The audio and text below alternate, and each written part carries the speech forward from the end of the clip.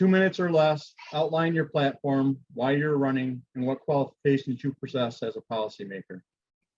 Okay, my name is Roger Hauck. I'm already a state representative for the 99th district, which is Isabella and Midland County. I'm running because I like what I'm doing right now. And with our term limits, I got term limited out, but luckily they drew a district that didn't have a sitting senator in it. My main priorities probably is obviously going to get the dams built back. My new district will have every one of the dams in the area. And then the other thing is just to get the economy rolling again, try to get our schools where they are turning out good candidates for different job opportunities, and try to get regulation down. And just like I said, try to get business back in. I've talked to a lot of different business owners. It's hard to get people to come out and work, and then it's even more harder to get them to come out that are qualified. So that's probably my biggest goals. I think I'm qualified because, like I said, I've had 6 years in the House, and I feel like I'm finally hitting my stride. And if the redistricting wouldn't have worked out for me, I would be all done. So hopefully, if I take care of my district, I'll be back in there for the next 8 years. Wonderful. Thank you. Thank you so much for that answer. Diane Bristol, you have a question. Morning, Roger. What are the three most important issues facing the Midland community today, and how would you suggest those issues be addressed? I would say probably first of all, it's education, right? I mean, I'm lucky my district, the schools are decent, but I think we still need to keep on top of it. Make sure that our kids are getting the proper learning that they need, make sure that the schools are getting the funding. And then also I think career tech, because of the district I work in, it's a rural area. We need agriculture workers. Plus there's a lot of small factories in the area. So we need welders, electricians, carpenters. So we have to figure out how to get the kids excited about going back into there. And then the other thing is, I think that's really big is taking care of Dow and Dow Corning, because they're the two, and Corteva, I probably say that wrong, because they're the largest employers in the district. And we need to make sure that they have everything they need so they can operate successfully and compete with other companies in different states. Thank you. Thank you. Thank you for that. And it is Corteva, you were correct. Yeah, okay. John Boothroyd from Michigan Sugar. Hi, Representative. How are you doing? Hey, John, good, real good. Excellent. How would you define economic development success in Midland and in the district you're running to represent? I would describe that with how robust the businesses are doing and how many people they're hiring. I know a lot of people don't like to give incentives to entice businesses into the state, and that would be great if all the other states did not do that, but we need to do that because the other states are doing it. But I think what we've done with our legislation is we've tied it to goals that the corporations or industry that comes in has to meet. Like if you say you're going to create 300 jobs, you have to show that you're going to create the 300 jobs. And if you don't, we can claw that back. But I think success, it's not only making sure the businesses are working good, but it's making sure we have a vibrant community so we can draw people into our communities that like it here and want to stay here. All right. Thank you. Jon Lauderbach from Warren, Norcross Judd. Thanks, Diane. Good morning, Representative Hauck. Could you provide specific examples of what you would do to help local business succeed and drive economic growth?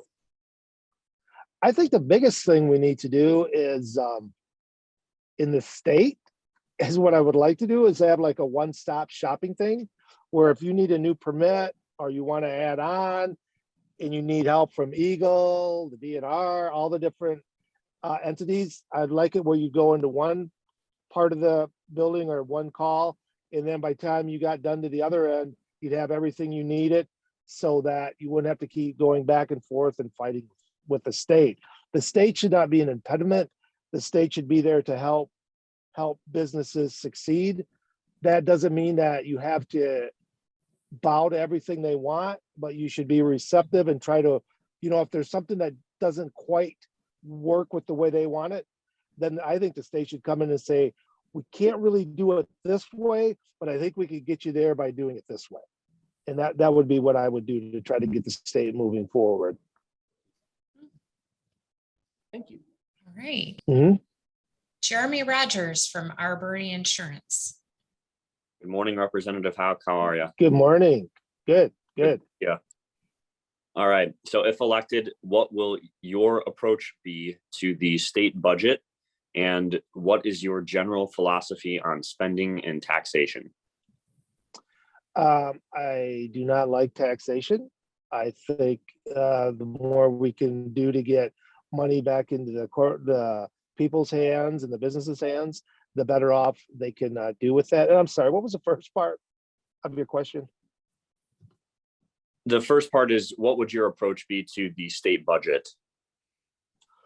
The state budget, when I look at it, we need to make sure our infrastructure is good, like our roads, sewers, and that because that's important to attract businesses in. And then I guess when I look at the budget, I look at where the money's going and how it's going to affect the person that lives in Coleman, or my district, Beale City or Midland, and hope that they're getting the bang for their buck, I guess is the biggest thing. Because I think sometimes we forget, people think it's the state's money, and it's not the state's money. It's the constituents that you represent. It's their money. And I think you need to treat it like it's your money when you go looking to see where that's going to be allocated to. All right. Thank you. Jeff Stoutenburg from Dow.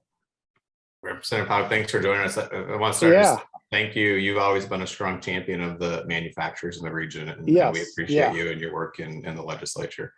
Yeah. Can you just describe for us your current view of the balance of power between the legislative branch and the executive branch and the judicial branch of state government? I think that, I don't know how we got here, but I think at the end of the day, all branches should work together for a common goal. I think it's gotten kind of controversial. The judicial branch, sometimes I think they overreach, and they try to project their political beliefs into an opinion, which quite honestly would probably be hard, because we're all, if you're in this arena, you're all political minded a little bit. But I think there's got to be common ground, and that I think kind of goes to like the Republican Party and the Democratic Party. We have people on both sides that just don't think you should compromise on anything. And I agree with them. There are some things you shouldn't compromise on because that's your core principle. But sometimes you have to compromise to get stuff done and to help the people of the state. I had somebody once told me that if you do a bill, if you can't get 100%, don't worry about that. Try to get 60 or 70. And if people see that it's working, you can come back and get more if you need to. But I think the biggest deal is compromise. You have to compromise. Right. I mean, we have the governor is Democratic and the House and Senate are Republicans, and you'll never get anything done if you don't compromise. But like I said before, unfortunately, I guess I'm a rhino because sometimes I compromise, even though the first time I was called that, I had to ask somebody what that meant. So and then they always say we got to drain the swamp. Well, this year the swamp's getting drained of like 36 or 34 House members. So it does turn over. So I think that's the kind of the problem I see. All right. Thank you. Mhm. And then to wrap us up, Rod Kloha from Circle K Service. Now, in 2 minutes or less, what issues are you specifically interested in that haven't already been covered in our conversation thus far? So this is your chance to pontificate. I would say that probably the biggest issue that's impacting the state right now, I'd have to say, is mental health. Sometimes I wonder if we would just go ahead and spend money on mental health, how much money we'd save in the back end.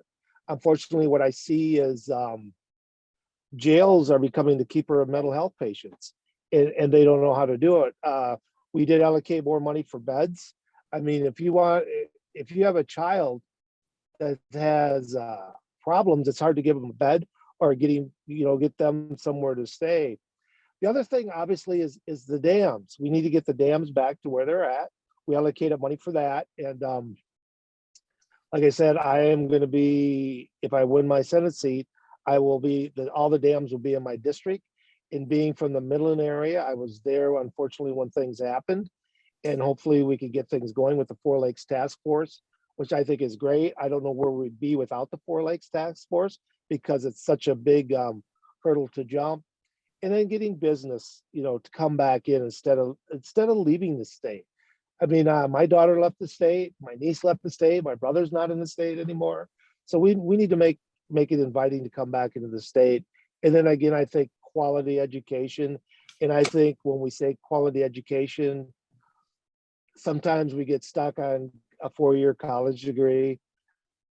That quality education can mean CET, welding, farming, electrical work, anything like that. So I think them are the big issues that I'm going to try to work on. Thank you. Well, Representative Hauck, it's been a pleasure to speak with you this morning. Yeah, Get your insight on various topics and talk about your candidacy. And thank you. Thank you very much for your time. Good morning, everyone. We're moving along to our next interview, and joining us right now, we have Dr. Martin Blank. He is a candidate for the 35th District State Senate, and we will be interviewing him and getting his insight on business issues. So with that, let's go ahead and get started. And Martin, welcome. And in 2 minutes or less, could you explain your platform, why you're running for office, and your qualifications? Yep, thank you. I'm Martin Blank, a Republican candidate for the 35th State Senate District. I just want to share some of my background and highlight some of my legislative priorities. I'm a trauma surgeon by trade. I've worked at Covenant Hospital in Saginaw for most of the past 14 years. I have a strong military background. I spent 23 years in the Army Reserve. I retired as a colonel. I graduated from the Army War College. I held a lot of leadership positions. I was the chief of 3 forward surgical teams. I commanded 2 battalions, and I was a deputy brigade commander. I deployed 3 times, twice to Afghanistan and once to Iraq, where I received a Bronze Star for leadership. I have a broad education. I've been a full-time student for most of the past 13, 14 years. I've accumulated 10 college degrees, including a medical degree, a law degree, and 6 master's degree. Everything I've studied since medical school has been for the sole purpose of becoming an effective legislator. I've studied economics, applied economics, finance, accounting, law. I spent an extra year studying constitutional administrative law and an extra year studying tax law. I understand the problems, I think, better than any of the other candidates, and I can formulate realistic solutions to those problems. I also went to the Delta College Police Academy last fall. I'm now a part-time deputy sheriff in Saginaw County. My legislative priorities are: 1, strengthen our economy by reducing spending. Lansing politicians will spend every dime they can, as evidenced by the upcoming budget, and it's regardless of how it damages our future. We need a voice in Lansing that will relentlessly fight wasteful spending. 2, protect and recruit local jobs. There's lots of jobs coming to Michigan, but not enough well-paying jobs are coming to the Great Lake Bay region. I will personally support, promote, and participate in recruitment of businesses and jobs into this area. I will not sit idly by in Lansing. And lastly, we need to build a highly skilled workforce. We need to emphasize early education to get children on the right track early. We need to emphasize trade schools. A highly skilled workforce will help attract new businesses to our area. Thank you. And with that, we're going to move into our questions. Diane Bristol with CBM Services has our first question. Good morning, Martin. Good morning. What are the 3 most important issues facing the Midland community today, and how would you suggest those issues be addressed? So the first issue is the flood response. Though the immediate issues resulting from the failure of the Edenville and Sanford dams and the devastating floods have been managed and controlled, there's still a lot of legacy issues that need to be addressed. We need to continue efforts in long-term flood reduction and facilitate resilience projects such as local drainage issues. Substance abuse is a big problem in the area. The Midland County Sheriff's reported an increase in drug overdoses over the past 2 years. They're devastating to the families and to the society. And then lastly, infrastructure, in particular the energy grid. We need to focus our resources on rebuilding the infrastructure. It's going to take a long time to make any progress in that. We need to reformulate our state spending priorities, and that's what I would do as state senator. Thank you. Jon Lauderbach with Warren, Norcross and Judd has our next question. Thanks, Diane. Martin, how would you define economic development success for the Midland community? What would that look like? Economic success is more than just recruiting jobs. So that's a big part of it, recruiting businesses. We also have to invest in the businesses that are already in place. Bringing in new jobs, bringing new businesses is really important, and I would like to participate in that.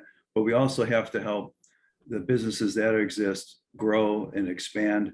We have to make sure that there's a pro-business climate in Lansing. We have to ensure that our tax system is fair to businesses and that they don't face excessive government regulation. All right. Rod Kloha with Circle K Service would like to ask a question next. Morning, Martin. Could you please provide some examples of what you would do to help local businesses succeed and drive economic growth? Well, in Lansing, one thing I would do is to reduce the business taxes, corporate income tax. Corporations already face double taxation. Right, with the budget that we had, or that's been is planned for the next budget. I'm sorry, the next budget is really uncontrolled spending. There's room with a $6 to $7 billion surplus with 30% increase in state spending. There really is room to reduce the income taxes. So I would agree with the planning with Senate Bill 768, which proposed decreasing individual and corporate taxes to 3.9%. I think that would spur growth. We can afford it. It would make us more competitive amongst other states.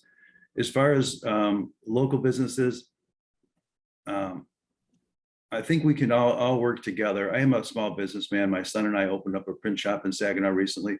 Almost all of our business right now is coming from other local businesses through our BNI. And organizations like that, I had no idea how valuable they were until we started this print shop.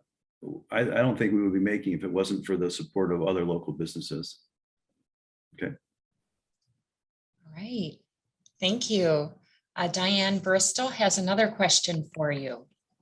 If elected, Martin, what will your approach be to state budget? What is your general philosophy on spending and taxation? Okay, so on spending, would definitely be a budget hawk. I am troubled by all of the wasteful spending. There was $1 billion of wasteful spending in this upcoming budget.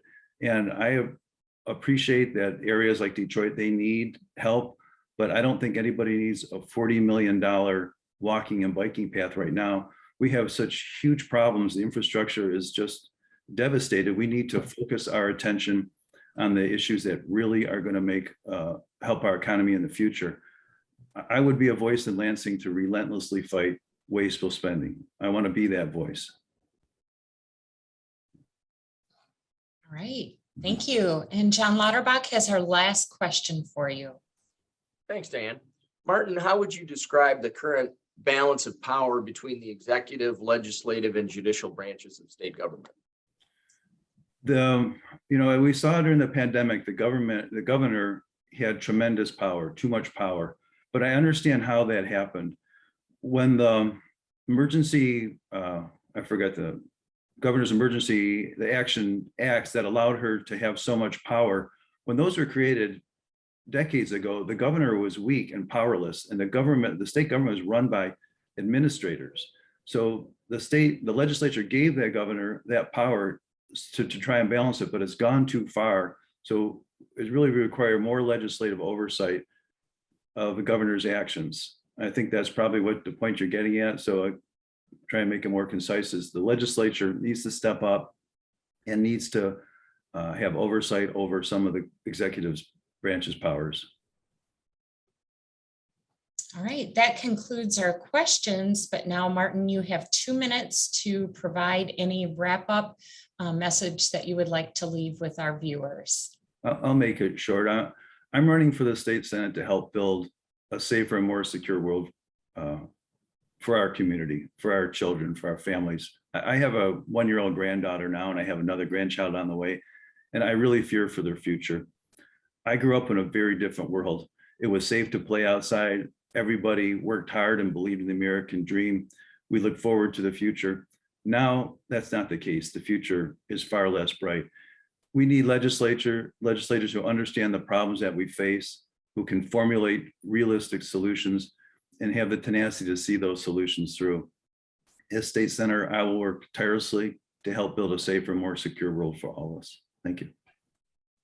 All right, well, thank you. It's been a pleasure speaking with you, and we thank you for your time. And thank you so much. Thank you.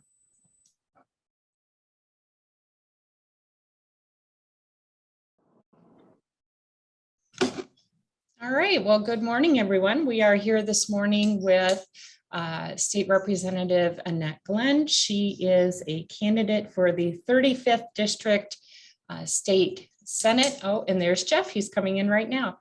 And we've got some questions for Annette, and we're looking forward to hearing her input. So without further delay, we're going to go ahead and get started. So Annette, first question, in 2 minutes or less, could you explain your platform, why you're running, and your qualifications, please? Absolutely. Well, first, it is just really, really great to be here. Thanks to the Midland Business Alliance in Hull. You guys did an absolutely amazing job navigating and keeping communications open during COVID with all of your members. So I was blessed to be in on those emails and see all that work you did to support everybody else. As you know, I was probably elected to some of the most challenging years that the legislature has ever faced. Between COVID and flooding and the loss of our dams, I will say they were unusual years to serve in. So I've done everything from pushing back against Laura, from regulations on just because you were licensed, you weren't qualified to be an open business, to telling doctors what they could and could not prescribe during COVID. Everything from delivering the disaster request to the vice president in Sterling Heights so that we could get that disaster declaration and things moving here to repair as quick as possible. And delivering food on school buses while we were out delivering schoolwork and food to the kids when they were shut down, and supposed to be 2 weeks, and it continued for an extended period of time. I will have to say it's been an amazing benefit to serve with a senator who has a lot of the same priorities. Those priorities have allowed us to partner together and get nearly over $250 million to flood recovery and rebuilding to the area. I think we're at $11 million now to help with the community center rebuild. And as long as the governor stays on task and signs what she tells us she is, we'll be announcing $5 million for being able to move that boiler, again, flood mitigation over at the hospital. We have served over 800 unemployment cases. I'm sad to tell you that those continue to come in, and we continue to navigate and help people on that. We've worked to fund that unemployment fund again. We had billions of dollars in there before COVID, and with the mandatory layoffs and payoffs and all of that, we got down to where it was close to being bankrupt. So we have continued to put money in there. This budget and continuing budgets have continued to fund that. It's not where it was, but I will continue to support additional funding for that. Also supported things like if you couldn't use your license, you should not have to pay. So you either needed a rebate or an additional year, depending on what your shutdown was. I'm big on debt pay down. So this last budget was $2.6 billion in debt pay down, and included money for broadband and tax cuts all over the place, which we'll go into hopefully with some other questions you're asking me, but we're not done. There is so much left to still be continued. We've made good progress. They ask us all the time, are we done? And we still don't have people in homes. We still don't have our dams back, and we still have flood mitigation to fix for the future. All right. Thank you so much. And now we have a series of questions for you. And getting us started, Diane Bristol. Annette, what are the 3 most important issues facing the Midland community today, and how would you suggest those issues be addressed?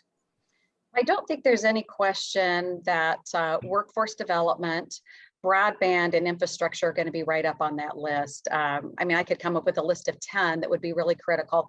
I'm always looking for things that are force multipliers. So what can we do right here that's going to benefit a whole lot of people? And I would say broadband is definitely that. So we have funded the broadband office in Lansing, which will allow us to pull down additional partnerships and funding. But we saw during COVID that this impacted all levels of business, all levels of education. Our kids suffered by not being able to download their homework, not being able to turn it in. So broadband is going to be at the top of the list.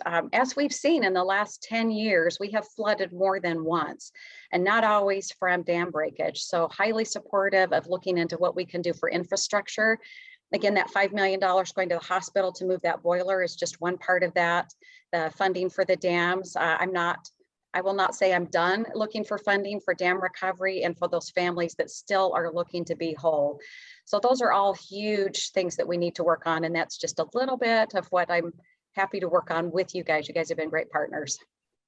Thank you. Thank you. John Boothroyd from Michigan Sugar. Hi, Representative.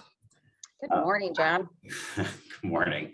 How would you define success in economic development in the Midland area and the district you want to serve in?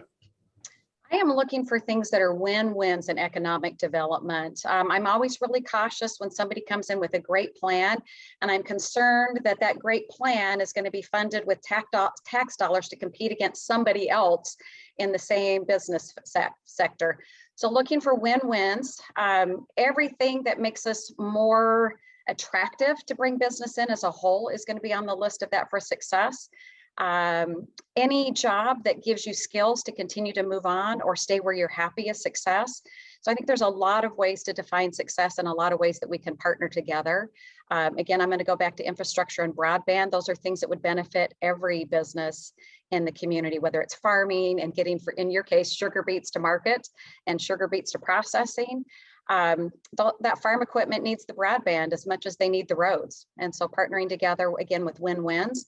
And again, not something where I'm going to incentivize somebody else to take your employees to come work for them and then you're at a loss. Great. Thank you. Jon Lauderbach with Warner, Norcross, and Judd. Oh, John, you're on mute. Sorry about that. Good morning, Representative Glenn. How are you? I'm doing well. Good morning to you as well. Thank you. Could you provide specific examples of what you would do to help local business succeed and drive economic growth in addition to what you've already talked about? Absolutely. Well, besides that, I actually voted for all kinds of income tax relief. So I think that makes it more attractive if people can stay and work here locally and keep more of their money. That's, again, a little bit more with the state. Another thing that we've done is look at ways that we can make businesses more easily starting to open. So, for example, I've been heavily involved in the cottage industry legislation. So right now they're limited to being able to sell $25,000. And we know with the cost of groceries, that means they're going to be able to make maybe half of what products they were able to make and distribute last year. So opening that up, allowing them to sell over the internet within the state. I had a local gal here make me some cookies to share in Lansing, and I was able to share those easily on both sides of the aisles, and a ton of people reached out asking how can we order these? And with current law, their only option is they have to come here and pick them up. So I'm always looking for those things that will not only benefit here locally, but that will benefit the entire state. I'm getting better at watching Diane's hand. I'm Thank so you. sorry. My wish- screen's wish we that had better more now. time. All right. Thank you so much for that response. Jeremy Rodgers with Arbury Insurance. Good morning, Representative Glenn. Nice to see you this morning. Good to see you, Jeremy. If elected, what will your approach be to the state budget? And what is your general philosophy on spending and taxation? Well, my general philosophy on state budgeting is that everything we take from you, we take under duress. It's your money. So if we take it, it should be something that absolutely is the proper role of government and is something that will benefit you as well. So one of the things in the last budget that we did was there's $2.6 billion to debt payoff. I think that's proper role of government, getting us out of debt so that we're in better position in the future. There's also an additional $7 billion that we have not spent, and we will continue to send every possible option we can come up with to get that money back to you, not to you individually, to the businesses locally. So that's, we've increased we've attempted, these have all been vetoed, but increasing the amount that retirement income is not taxed. I totally support repealing the pension tax. We voted to triple the earned income tax credit, which I think is great for those entering the workforce and others that fit in the ALICE population. So my overall philosophy is it's your money. We take it under duress. And if we take it under duress, it better be something that benefits you, and we should give it back as much as possible. All right. Thank you. Jeff Stoutenburg from Dow. Hey, good morning, Representative Glenn. Thanks for joining us this morning. I apologize for being a few moments late, so thanks for the courtesy. Thanks for being here. Can you describe for us your views on the current balance of power between the executive branch, the legislative branch, and the judicial branch of state government? Does messy count as technically? I will say there has been continual pushback, and the legislature has been put in the position of continually having to go to court to establish what our actual rights and what we have our rights to do. So I will say it's messy. I'm not a big proponent of things like executive orders. We need to be doing things through the proper constitutional route. It needs to be through the legislative branch. The judicial branch should have oversight. They should not be legislating. They should be following rule of law and following what we have passed. Anytime we find something that needs to be changed, then it's our job for all three branches to work together to make that happen. But I will just say it has been messy and cumbersome, and there has been continual back and forth that have required lawsuits to establish that the legislature does have the right to legislate, to budget. And we've tried to do what we can. I think you guys know what boilerplate is, where we can put that in the budget and it's 1 year law. So things like governor can't give hush money agreements to head of departments that have done very poor jobs and them not have to come in and talk about that. So we were able to put that in boilerplate where those hush money agreements cannot happen anymore. All right. Thank you for that.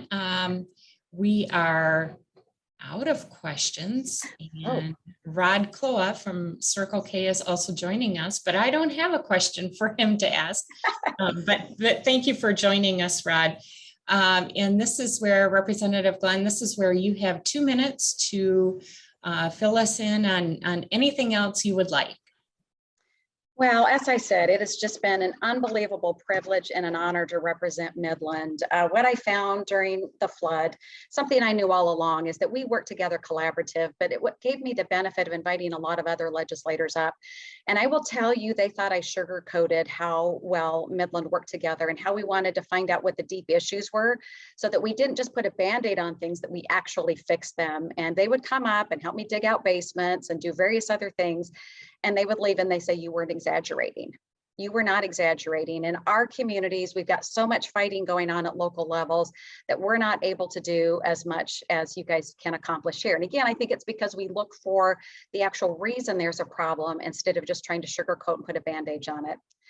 So I am really excited to be the only candidate that has been endorsed by the Fraternal Order of Police. Last term, I chaired Military Veteran Affairs and State Police, which was really great to have those relationships as we partnered through recovery, which we are still in. Also endorsed by, only one endorsed by the National Rifle Association, and really excited. Last week, I was endorsed by the retailer. So that's our small businesses all over the state. And the current president is one of our main street businesses. And then just last week, I had one of our people from the National Federation of Independent Businesses come up and award me this Guardian of Small Business, which I touched my heart. You guys are the heart and soul of what keeps our community running and what keeps our families running and brings them here. But they only awarded 10 of those across the entire legislature. So very touched to be awarded the Guardian of Small Business. Can't help but thank John and Tina Lynch for chairing my campaign in Midland, and Kathy Lunsford and County Commissioners Kay Twilliger, Jeanette Snyder, Eric Dorian, Jim Geisler, Steve Glazier for all endorsing me, and Amy Molinar and Bob and Laura Molinar as well. So I would just continue to want to partner with you. I have lots of information on my website that's AnnetteGlenn.com. So I would encourage you to look at that. If there's an issue we haven't covered on that, whether it's line 5 that I support or something else, send us an email and we'll try to add it. But I would appreciate your vote on August 2nd. Thank you. All right, well, Representative Glenn, thank you so much for your time this morning. It's been a pleasure to speak with you, and thanks to all of our volunteers here. And with that, Annette, we will let you get back to your day. Thank you so much. Thanks, everybody. Keep up Thanks, all the Annette. good work. Appreciate all of you so much. All right, thank you.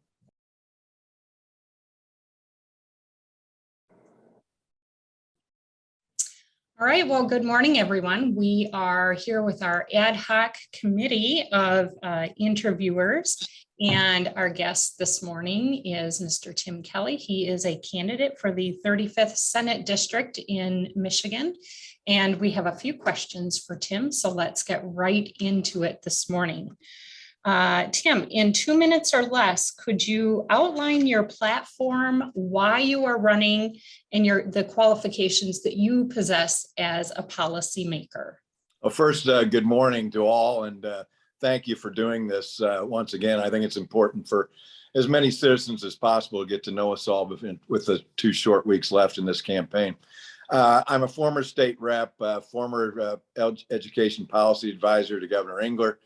A lifetime ago, I was in a family business, a multi-state operation that we sold in the mid 80s. And after that, I got involved in politics, first with a Democrat governor in Indiana, and then subsequently with John Engler. And from there started my own elected politics.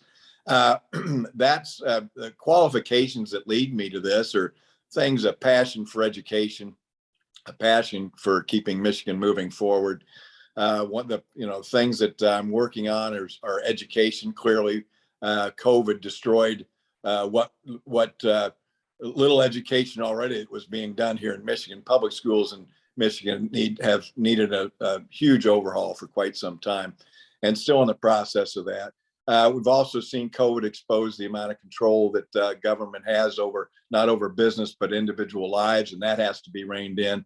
And this spending that is just absolutely out of control. Spending $20 billion in the last 4 years, $5 billion a year. And that's with a Republican legislature, I might add, who's seemingly willing to go along with the spendthrift ways of a Democrat governor. And all this needs to be brought under control. Like I said, Lansing needs to be put back on track. Thank you very much. All right, Diane. Okay, what are the 3 most important issues facing the Midland community today, and how would you suggest these issues be addressed? Again, I think, Diane, it's education, it's the economy, it's control. Just as I laid out, all these things are affecting everybody's lives, whether it's business or individuals. We've become way too regulatory in our affairs. Lansing is actually become lawless, if you will. With many of the things that are going on, they kind of pick and choose what laws they'll follow, pick and choose who they'll pick and choose winners, whether it's through their economic development plans or through other agency services and actions. People, I think, are slowly recognizing this, again, that it's just become too much. We don't need this kind of intrusive oversight. And again, and whether it's an individual or business's lives. And I think we need to get government out of the way as best we can and let us do what we do best. And that's build great businesses and lead successful lives. Thank you. Rod? Okay. How do you define economic development success for the Midland community? With everybody who wants a job has a job. I think you start there. I think it's rising affordability for home ownership, things of that nature. Rod, it's getting us again where we're become a much more self-sufficient community. I think those that help themselves and work for themselves offer a better climate, a better community in which to raise and grow a family. And I think that that's what I mean by economic development. I think growing the businesses that are here, doing what you can to attract new businesses, but the kind of homegrown gardening that has made Michigan what it is. Thank you. John Boothroyd. Thanks. Could you provide some examples of policies you would support to help local businesses succeed and drive regional economic growth? Well, a lot of policies, John, quite honestly, would be to deregulate lots of things. You guys, I mean, it's just, it's absurd, some of the barriers, some of the hoops that local business has to go through. Many of these things are obviously, or not obviously, but oftentimes just money grabs, John, at the local level. You need a license for this, a permit for this, and it's just a way for local coffers to grow. It doesn't necessarily add value to the business. I've heard in my own community here in Saginaw Township, just the things what it takes to get a business up and running. And they pride themselves that if everything is in order, all your paperwork's in order, and you dotted all the I's and crossed the T's, you might be able to put a shovel in the ground in 3 months. Well, that's just absurd. I mean, this has to be. We need to get past some of this and let us get to the economic development quicker and fast. Thanks. Thank you. Jon Lauderbach, would you mind taking questions 5 and 6? Happy to. Tim, what would your approach be to the state budget? And relatedly, what's your general philosophy on spending and taxation?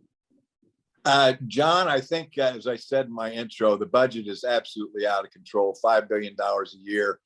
And it's primary. I get that it's primarily COVID infusion, but even if you took the COVID money out, Michigan's taxes are coming in at a rate that we don't need extra money. I think that, and once it's there, of course, we like to spend money. Politicians love to spend money. They think they're doing a good thing. Oftentimes, though, when we do that, John, we set artificial budget floors. It happened. I saw that coming out of 2008, the Great Recession. Obama threw a ton of money trying to get the economy going. We come in, and it's just all of a sudden you've got artificial floors. So when the Republicans came in and Snyder came in, we wanted to cut some spending. All of a sudden, it's a cut, and then the hues and cries that come from that. Yeah, you can imagine what's going to happen next year after this floor that they've set now at $77 billion.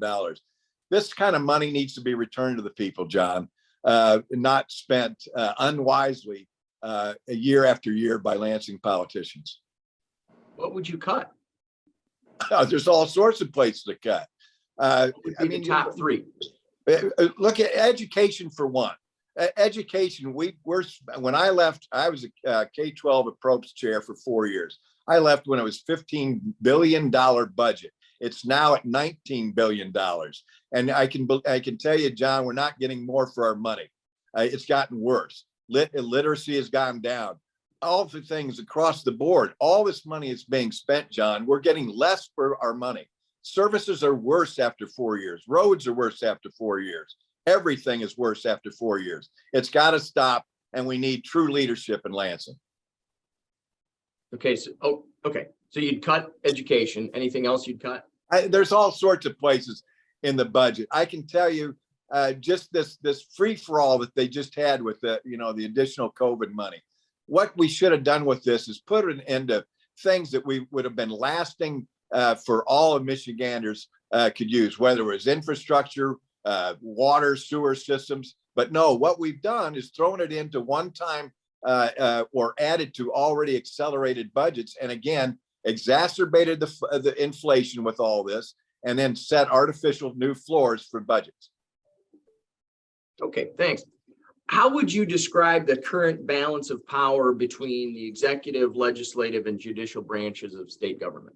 Well, I'll tell you one thing: term limits has upset the equilibrium, if you will. Term limits, and there's a double-edged sword. Without term limits, I perhaps never would have the opportunity to serve as a state rep. But what term limits has also done is empowered the executive branch, lobbyists, and bureaucrats. That's who's real power now. And the legislature has just thrown a lot of their power to these other three areas that I think that they need to cull back. There's a lot that the legislature needs to be a co-equal branch. Under term limits, it's been harder and harder to do. New people come in, schooled by lobbyists, kind of follow the playbook of Lansing. That's why we have the budgets where they are, the growth that we have, and no serious attempts at any real reform. Thank you. Thank you. Tim, you've done a great job of staying within the time limits. I really, really appreciate that. And now you have 2 minutes to share anything else you would like. Well, once again, I was writing up some things last night, and after watching some of these Charles Barkley commercials about being hangry, and I'm hangry. I'm hungry for real leadership and angry that we don't have more of it. I'm tired of Lansing spendthrift ways, particularly on education. Education is a passion of mine, and until we get to pure parental choice and rein in kind of the public education cabal, we're not ever going to do better. I left Lansing with a 3rd grade reading guarantee bill that passed, that I helped pass, wrote and passed. As soon as I left, Gretchen Whitmer came in and told the school public to not follow this law. And the Department of Ed backed her up. We won't enforce this 3rd grade reading law. Well, after 4 years, what do we got? More literacy or less literacy. We've got kids that are falling further and further behind, and COVID just exacerbated that.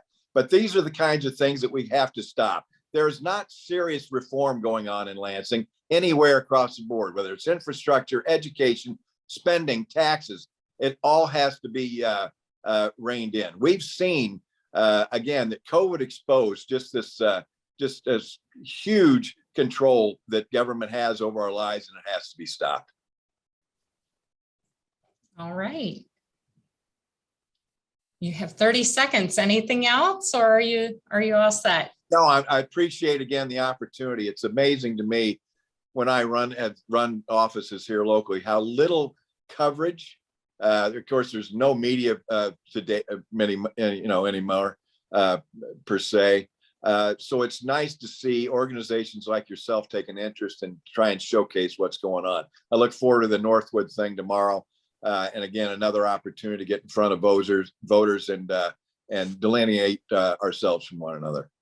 Great. Well, we've enjoyed speaking with you this morning and getting your perspective on all things business. And thank you so much for your time. Thank you, Diane. And thank you all for your time this morning. Appreciate it. All right. Okay. Bye-bye. Bye-bye. Good afternoon. One more candidate interview for you this afternoon. We are here with Christian Velasquez, and Chris is a candidate for the 35th District of the State Senate. So let's get right into our interview with Chris. Could you, in 2 minutes or less, Chris, give us an idea of your platform, why you're running for office, and your qualifications? Sure thing, Diane. I am Chris Velasquez, and I'm running for this new and open 35th Senate seat.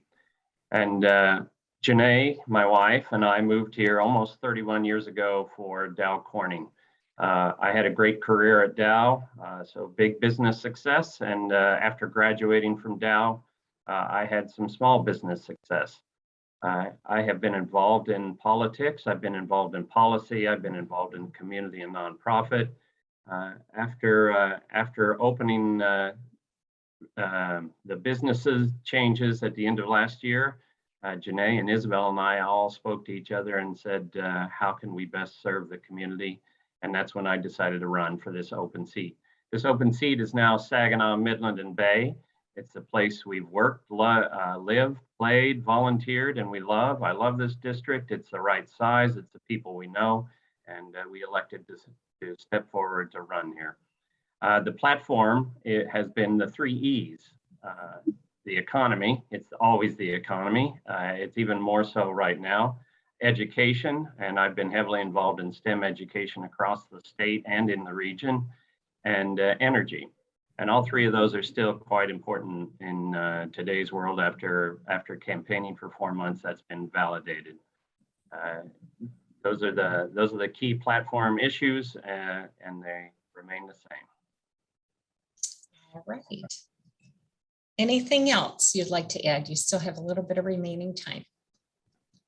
I'm so used to having to be shorter than that, but you know, my background is an engineer, and I got my MBA from Michigan State, so go green. I am a Spartan, and I participated. I'm still serving on the statewide STEM Council. That's why I bring STEM up as part of the education platform. I was appointed by Rick Snyder, and I've been reappointed twice by Governor Whitmer. Some things are not partisan. I can work across the aisles. I accomplished changes in the budget and changes in that education from outside the legislature by influencing them. And I thought, hey, I can accomplish even more if I'm in the legislature. And that's another reason why I elected to run. I also had the privilege of serving on the PACs at both Dow Corning and Dow. All right. Thank you so much for that overview, Chris. And Rod Kloha from Circle K Service has our first question. Afternoon, Chris. Afternoon. What are the 3 most important issues facing the Midland community today, and how would you suggest those issues be addressed? Well, I just mentioned them in the platform. So it's the economy. Knocking doors right now, it's inflation. Inflation in the economy. People are hurting from the rise in fuel prices and food prices. And it's always the economy. I started with the economy and jobs. There's lots of job openings though. So there is a talent shortage and a job gap. The rest of this district, so Saginaw and Bay, have been shrinking. Midland's been holding its own, but we need to do some talent attraction to help with that economy. The most important thing is setting that environment. So the government should be setting a better tax policy for both business and individuals. It should be helping with the education and talent development and recruitment to the region. And on inflation, all we can do in the short term is give them some breathing room on taxes, and then set the economy so we turn it back around and grow the economy. Great. Thank you, Chris. Diane Bristol from CBM Services has our next question. Hi, Chris. How would you define economic development success for the Midland community? Economic development success would be a thriving business and manufacturing. We have a brilliant manufacturing base, especially this whole new district, and we've been thinking regionally for some time, Midland Bay and Saginaw. We need to be competitive within Midland, but we should be looking at the entire region. Running for this office, the ability to travel between the communities is really easy. Something that is can be done quickly, and we should be drawing talent from all three cities, all three counties. There's more than that, more than those three cities, but from the three counties. And that economic development success would be retention and expansion, promoting entrepreneurial folks and innovation. Most growth comes from small business, so making sure our small businesses are thriving, and attracting manufacturing and getting people to invest right here. All right. Thank you. Rod, you have a question? Could you provide some examples of what you would do to help local businesses succeed and drive economic growth? Well, the best thing that government can do is get out of the way. So a reduction in bureaucracy, a faster path for allowing businesses to start up, for entrepreneurs to start business. We need faster paths for approvals. And then the other thing that government should be doing is infrastructure. They just passed a record size budget. In fact, it was almost 15 billion more than the previous year. A lot of that was federal funds. That is also driving inflation. But if we're going to spend it, we should be spending it on infrastructure. So roads, water, sewer, broadband, all the critical things that help businesses expand. And that investment would be longer term, which should decrease its immediate impact on inflation. It will still impact inflation, but it should decrease its immediate impact on inflation and should help the business environment in the long run. All right, thank you. Back to you, Diane. Saw John for a moment there. Diane, you're muted.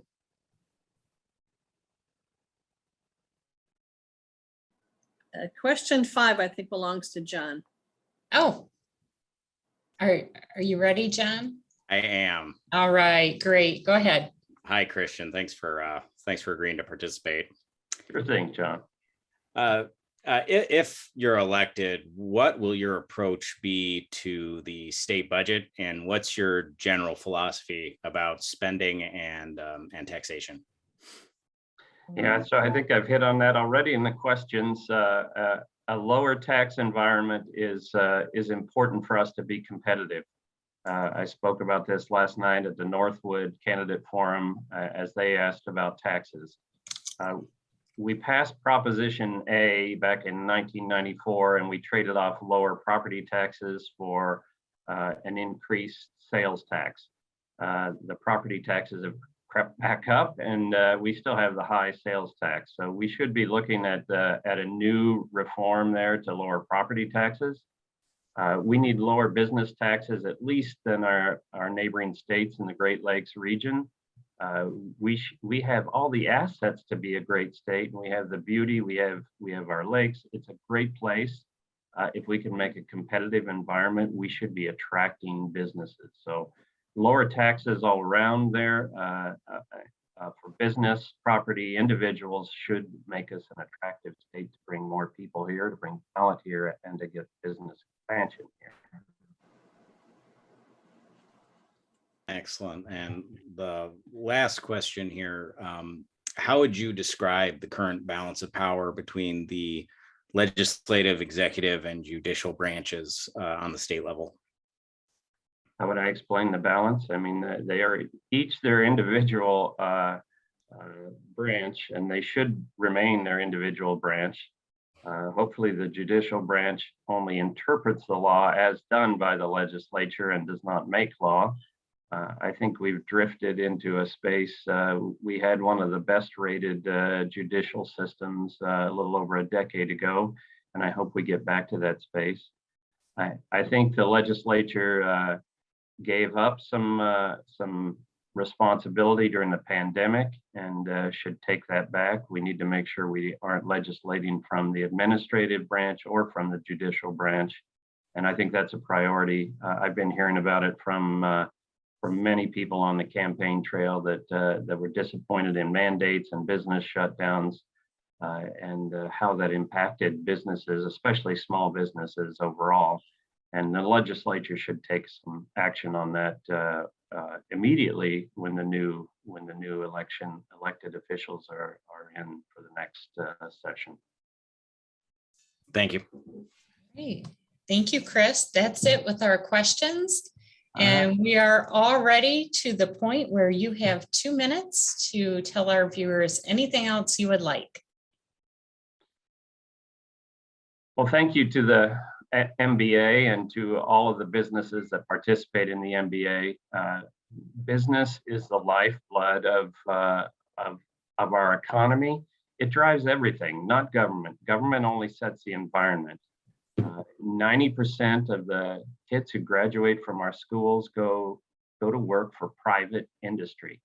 And it is through work that we generate taxes, that we live our lives, that we pursue our happiness. And we have to make sure that government is facilitating that and playing its specific role, because government doesn't create those jobs. It doesn't make prosperity. It doesn't create wealth. It sets the environment. It should be nothing more than the official task keeper, making sure there's a level playing field out there, but and making sure that we have the shared infrastructure correctly. I have experience in business, in large business, in small business. I have experience in nonprofits. I have experience in impacting policy, in playing in the political process, 20 years in the Midland GOP Executive Committee. And I'll bring all of that to the table as an elected senator. So I'm asking for everyone to vote for me on Tuesday, August 2nd. We're under the 2-week window, and Chris Velasquez is here to serve the people of the new and open 35th district. Thank you, Chris. Indeed, that primary election is just a couple of days away. So we've enjoyed interviewing you this afternoon and getting to know you, getting to know your insights on business, and we thank you for your time. All right. Thank you, everybody. Thanks, Chris. All right. See you.